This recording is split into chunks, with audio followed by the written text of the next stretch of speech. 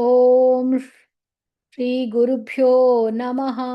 ॐ श्रीगणेशाय नमः। ॐ श्रीसरस्वत्यै नमः। ॐ नमो भगवते वासुदेवाय। ॐ श्रीकृष्णाय परब्रह्मणे नमः। अथ श्रीमन्नारायणीयम् अथ सप्तविंशतितमं दशकं क्षीराब्धिमतने कूर्मावतारवर्णनम्। दुर्वासासुरवनिताप्तदिव्यमाल्यं शक्र्या स्वयमुपदाय तत्र भूयः नागेन्द्रप्रतिमृदिते शशापशक्रं काक्षान्तिस्त्वदितर देवतांशजानां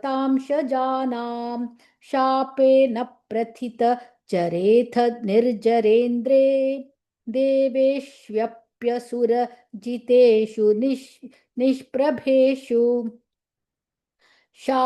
शर्वाद्याः कमलजमेत्य सर्वदेवाः निर्वाणप्रभव समं भवन्तमापुः ब्रह्माद्यैस्तुत महिमा चिरन्तदानीं प्रादुष्यन् वरदपुरः परेण धाम्नां हे देवादितिजकुलैर्विधाय सन्धिं पीयूषं परिमथतेति पर्यशास्त्वम् सन्धानं कृतवती दानवैः सुरौखे मन्थानं नयति मदेन मन्दराद्रिं भ्रष्टेऽस्मिन् बदर मिवोद्वहन् खगेन्द्रे सध्यस्त्वौ विनिहितवान् पयौधौ आधाय द्रुतमथ वासुकिवरत्रां पार्थोऽध्यौ विनिहित सर्वबीजजाले प्रारब्धे मथनविधौ सुरासुरैस्तैः व्याजात्वं भुजगमुखे करोऽसुरारीन् शुब्धाद्रौ शुभितजलोदरे तदानीं दुग्धाब्धौ गुरुतरभारतो निमग्ने देवेषु व्यतिततमेषु तत्प्रियैषी प्राणैषीः कमठतनुं कठोरपृष्ठाम् वज्रातिस्थिरतरकर्परेण विष्णो विस्तारात् परिगतलक्षयोजनेन अम्भोधिः कुहरगतेन वर्ष्मणात्वं निर्मग्नं क्षितिधरनाथमुन्निनेथ उन्मग्ने झटिति तदा धराधरेन्द्रे निर्मेथुर्दृढमिह सम्मदेन सर्वे आविश्य गणेऽपि सर्पराजे वैवश्यं परिशमयन्नवी वृद्धस्तान् उद्दामभ्रमणजवोन्नमद्गिरीन्द्रन् यस्तैकस्थिरतरहस्तपङ्कजन्त्वाम् अभ्रान्ते विधिगिरिशादयः प्रमोदात् उद्भ्रान्ता नुनुगुरु पात्तपुष्पवर्षाः दैत्यौघे भुजगमुखा नीलेन तप्ते तेनैव त्रिदशकुलेऽपि किञ्चिदार्ते कारुण्यात् तव किल देववारिवाहाः प्रावर्षन्नमरं गणान्न दैत्यसङ्घान् उद्भ्राम यद् बहुतिमि नक्रचक्रवाले तत्प्राब्धौ चिरमथितेऽपि निर्विकारे एकस्तङ्कुरयुगकृष्टसर्पराजः सम्राजन् पवनपुरेश पाहि रोगात्। नारायणाखिलगुरो भगवन्नमस्ते। नारायणाखिलगुरो भगवन्नमस्ते। अथ सप्तविंशतितमं दशकं क्षीराब्धिमथने कूर्मावतारवर्णनम् दुर्वासासुरवनिताप्तदिव्यमाल्यम् शक्राय स्वयमुपदाय तत्र भूयः नागेन्द्रप्रतिमृदिते शशापशक्रम् काक्षान्तिस्त्वदिततरदेवतांशजानाम् शापेन प्रथितजरेधनिर्जरेन्द्रे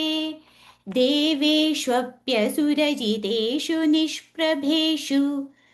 शर्वाद्याः कमलजमेत्य सर्वदेवाः निर्वाणप्रभवसमं भवन्तमापुः ब्रह्माद्यै स्तुतमहिमा चिरन्तदानीं प्रादुष्यन् वरदपुरः परेण धाम्ना हे देवादिति च कुलैर्विधाय सन्धिं पीयूषं परिमथतेति पर्यशास्त्वम् सन्धानं कृतवति दानवैः सुरौघे मन्धानन्नयति मदेन मन्दराद्रिम् भ्रष्टेऽस्मिन् बदरमिवोद्वहन् खगेन्द्रे सद्यस्त्वं विनिहितवान् पयः पयोधौ आधाय द्रुतमधवासुकिं वरत्राम् पार्थोधौ विनिहित सर्वबीजजाले प्रारब्धे मथनविधौ सुरासुरैस्तैः व्याजात्वं भुजगमुखे करोऽसुरारीन् क्षुब्धाद्रौ क्षुभितजलोदरे तदानीं दुग्धाब्धौ गुरुतरभारतो निमग्ने देवेषु व्यधिततमेषु तत्प्रियैषी प्राणैषीः कमठतनुं कठोरपृष्ठाम् वज्रादिस्थिरतरकर्परेण विष्णो विस्तारात् परिगतलक्षयोजनेन अम्भोधे कुहरगतेन वर्ष्मणा त्वं निर्मग्नं क्षितिधरनाथ मुन्निनेध उन्मग्ने झटिति तदा धराधरेन्द्रे निर्मेधुर्दृढमिह सम्मदेन सर्वे आविश्यद्वितयगणेऽपि सर्पराजे वैवश्यं परिशमयन्न विवृधस्तान् उद्दामभ्रमणजवोन्नमद्गिरीन्द्रनैस्तैकस्थिरतरहस्तपङ्कजं त्वाम् अभ्रान्ते विधिगिरिशादयः प्रमोदात् उद्भ्रान्तानुनुवुरुपातपुष्पवर्षाः दैत्यौघे भुजगमुखानिलेन तप्ते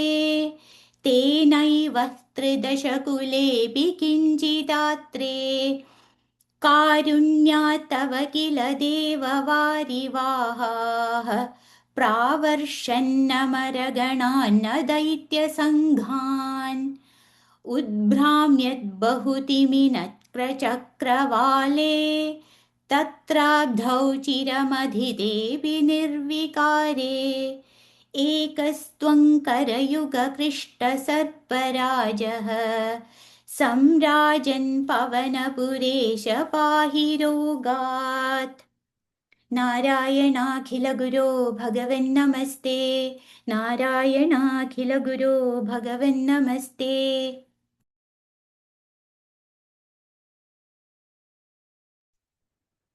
अथ सप्तविंशतितमं दशकम् क्षीराब्धिमथने कूर्मावतारवर्णनम् दुर्वासासुरवनिताप्तदिव्यमाल्यम् शक्राय स्वयमुपदाय तत्र भूयः नागेन्द्रप्रतिमृतिते शशापशक्रम् काक्षान्तिस्त्वदितरदेवतां शजानाम् शापेन प्रथितजरेऽथ निर्जरेन्द्रे देवेष्वप्यसुरजितेषु निष्प्रभेषु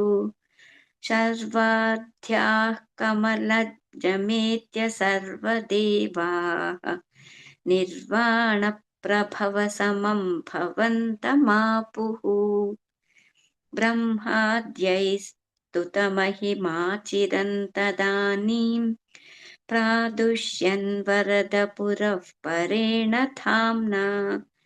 हे देवादितिजकुलैर्विधाय सन्धिम् पीयूषं परिमथतेति पर्यशास्त्वम् सन्धानं कृतवति दानवैः सुरौघे मन्थानं नयति मदेन मन्दराद्रिम् भ्रष्टेऽस्मिन् वदरमिवोद्वहन् खगेन्द्रे सद्यस्त्वौ विनिहितवान् पयः पयोधौ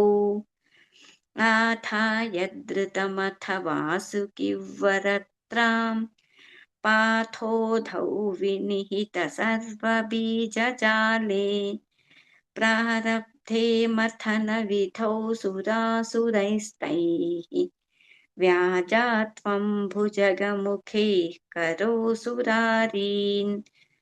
क्षुब्धाद्रौ क्षुभितजलोदरे तदानीं दुग्धाब्धौ गुरुतरभारतो निमग्ने देवेषु व्यथिततमेषु तत्प्रियैषी प्राणैषी कमठतनुं कठोरपृष्ठाम् वज्रातिस्थिरतरकर्परेण विष्णो विस्तारात् परिगतलक्षयोजनेन अम्भोदेः कुहरगतेन वर्ष्मणा त्वं निर्मग्नं क्षितिधरनार्थमुन्निनेथ उन्मग्ने झटिति तदा धराधरेन्द्रे निर्मेथुदृढमिह न सम्मदेन सर्वे आविश्यद्वितयगणेऽपि सर्पराजे वैवश्यं परिशमयन्न विवृद्धस्तान् उद्दामभ्रमणजवोन्नमत्किरीन्द्रन्यस्तैकस्थिरतरहस्तपङ्कजं त्वाम् अभ्रान्ते विधिगिरशादयः प्रमोदात् उद्भ्रान्तानुनुवुरुपात्तपुष्पवर्षाः दैत्यौघे भुजगमुखानिलेन तप्ते तेनैव त्रिदशकुलेऽपि किञ्चिदार्ते कारुण्यात्तव किल देववारिवाहाः प्रावर्षन्नमरगणान्न दैत्यसङ्घान्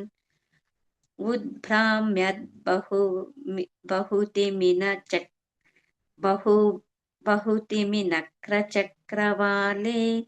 तत्राब्धौ चिरमथितेऽपि निर्विकारे एकस्त्वं करयुगकृष्णसर्पराजः सम्राजन् पवनपुरेश पाहि रोगात् नारायणाखिलगुरो भगवन्नमस्ते नारायणाखिलगुरो भगवन्नमस्ते। अथ सप्तविंशतितमं दशकं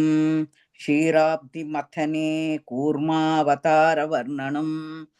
दुर्वासासुरवनिताप्य दिव्यमाल्यं शक्राय स्वयमुपताय तत्र भूयः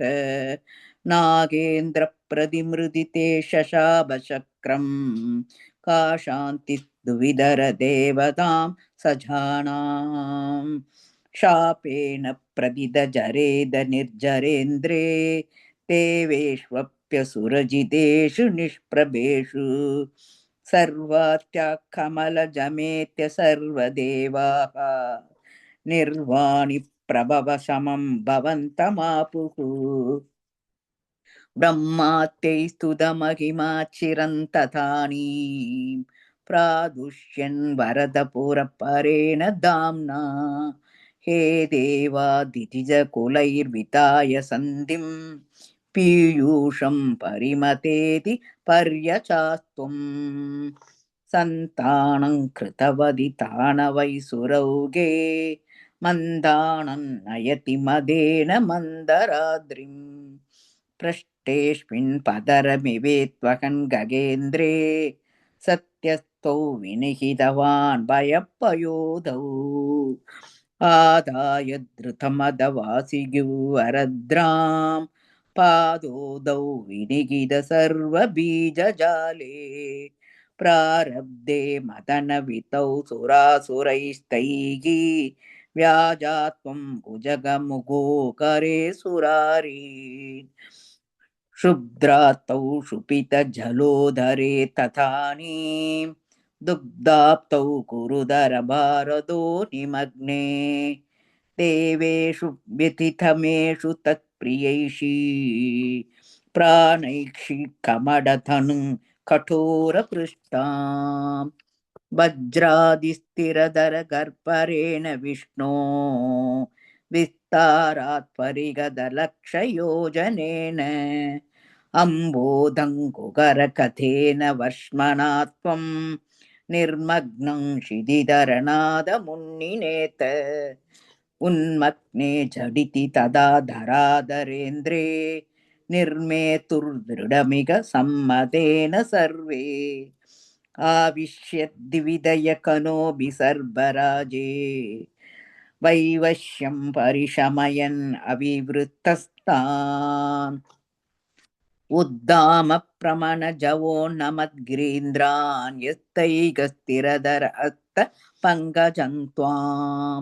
अप्रान्ते विधिगिरिशदाय प्रमोदा उत्प्रान्ता नुनुवुरुपात पुष्पवर्षा तैत्योगे भुजगमुखानिलेन तप्ते तेनैव त्रितशकुलोऽपि किञ्चिदार्ते कारुण्या तव किल देववारिवाहाः प्रावर्षणमरगणान्य दैत्यशङ्खान् उद्भ्राम्यत् बहुतिमिनक्रशक्रवाले दद्राप्तौ शिरमथितेऽपि निर्विकारे एकत्वं करयुगकृष्टसर्पराजः सम्भ्राजन् पवनपुरेश पाहि रोगात् नारायणाखिल गुरो भगवन्नमस्ते नारायणाखिल गुरो भगवन्नमस्ते सप्तविंशतितमं दशकं क्षीराब्धिमथने कूर्मावतारवर्णनं दुर्वासासुरवनिताप्तदिव्यमाल्यं शक्राय स्वयमुपदाय तत्र भूयः नागेन्द्रप्रतिमृदिते शशापचक्रं काक्षान्तिस्त्वदितरदेवतां सजानाम् शापेन प्रतितजरेत निर्जरेन्द्रे देवेष्वप्यसुरजितेषु निष्प्रभेषु सर्वाद्या कमलजमेत्य सर्वदेवाः निर्वाणप्रभवसमं भवन्तमापुः ब्रह्मात्यैस्तुतमहिमाचिरन्तदानीं प्रादुष्यन् वरदपुरः परेण धाम्ना हे देवादितिजकुलैर्विधाय सन्धिं पीयूषं परिमततेति पर्यशास्त्वं सन्धानं कृतवति दानवैसुरौघे मन्थानन्नयदि मदेन मन्दरात्रिं भ्रष्टेऽस्मिन् पदरमिम्बोत्वहन् ककेन्द्रे सत्यस्त्वं विनिहितवान् पयोधौ आधाय धृतमत वासुगिवरत्रां पार्थोधौ विनिहित सर्वबीजजाले प्रारब्धे मतनविधौ सुरासुरैस्तैः व्याजात्वं भुजगमुखे करोत्सुरारेन् शुब्धाद्रौ शुभितजलोत्तरे तदानीं दुग्धाप्तौ गुरुतरभारतो निमग्ने देवेषु व्यतिततमेषु तत्प्रियैषी प्राणैषी कमठतनुं कठोरभृष्टां वज्रातिस्थिरतरकर्परेण विष्णो विस्तारात् परिगतलक्षयोजनेन अम्भोधे कुगरगतेन वर्ष्मणा त्वं निर्मग्नं क्षितिधरनाथ मुन्निनेथ उन्मग्ने झटिति तदा धराधरेन्द्रे निर्मेतुर्दृढमिह सम्मदेन सर्वे आविश्यत्वितय गणेऽपि सर्पराजे वैवश्यं परिशमयन् नविवृतस्तान् उद्धाम भ्रमणजवोन्नमद्गिरीन्द्रन्यस्तैकस्थिरतरहस्तपङ्कजं त्वाम् अभ्रान्ते विधिगिरिषादय प्रमोदात् उद्भ्रान्तानुनुवुरुपात पुष्पवर्षाः दैत्यौघे भुजगमुखानिलेन तप्ते तेनैव त्रिदशकुलेऽपि किञ्चिदात्ते कारुण्यात् तव किल देववारिवाहाः प्रावर्षन्नमरगणान् दैत्यसङ्घान् उद्भ्राम्यत् बहुतिमिनक्रचक्रवाले तत्राब्धौ चिरमतितेऽपि निर्विकारे येगस्त्वं करयुगकृष्टसर्पराजः सम्राजन् पवनपुरेश पाहि रोगात् नारायणाखिल गुरो भगवन् नमस्ते नारायणाखिल गुरो भगवन् नमस्ते। अथ सप्तविंशतितमं दशकं क्षीराब्धिमथने कूर्मावतारवर्णनम् दुर्वासस्सुरवनिताप्तदिव्यमाल्यं शक्राय स्वयमुपदाय तत्र भूयः नागेन्द्रप्रतिमृदिते शशापशक्रं काक्षान्तिस्त्ववदितरदेवतां शजानां शापेन प्रथितजरेत्थ निर्जरेन्द्रे देवेष्वप्यसुरजितेषु निप्रभेषु सर्वाद्याः कमलजमेत्य सर्वदेवाः निर्वाणप्रभवसमं भवन्तमापुः ब्रह्माद्यैस्तुतमहिमा चिरन्तदानीं प्रादुष्यन्वरदपुरः परेण धाम्ना हे देवादितिजकुलैर्विधाय सन्धिं पीयूषं परिमथतेति पर्यशास्त्वम् सन्धानं कृतवती दानवैस्सुरौघे मन्थानन्नयति मदेन मन्दराद्रिं भ्रष्टेऽस्मिन् वहन् खड्गेन्द्रे सद्यस्त्वं विनिहितवान् पयः पयोधौ आधाय द्रुतमथ वासुकिं वरत्रां पाथोधौ विनिहित सर्वबीजजाले प्रारब्धे मथनविधौ सुरासुरैस्तैः व्याजात्वं भुजगमुखे करोत्सुरारीन् क्षुब्धाद्रौ क्षुभितजलोदरेण तदानीं दुग्धाब्धौ गुरतरभारतो निमग्ने देवेषु व्यथिततमेषु तत्प्रियैषी प्राणैषीः कमठतनुं कठोरपृष्ठां